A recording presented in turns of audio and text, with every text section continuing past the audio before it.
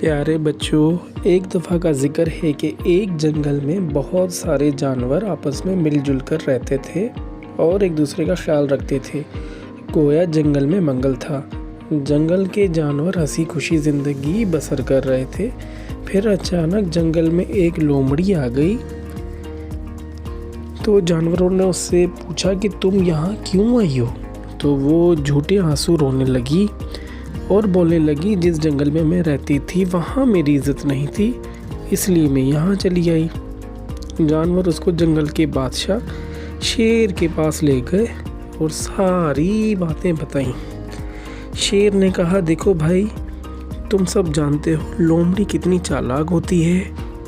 लेकिन आखिर सारे जानवरों के कहने पर शेर ने लोमड़ी को जंगल में रहने की इजाज़त दी और इस तरह सब जानवर हंसी खुशी ज़िंदगी बसर करने लगे। प्यारे बच्चों, ये जंगल स्टोरी आपको अच्छी लगी हो तो हमारे चैनल को सब्सक्राइब कर लें और बेल आइकन को प्रेस कर लें ताकि आपको इस तरीके की वीडियोस का नोटिफिकेशन मिलता रहे।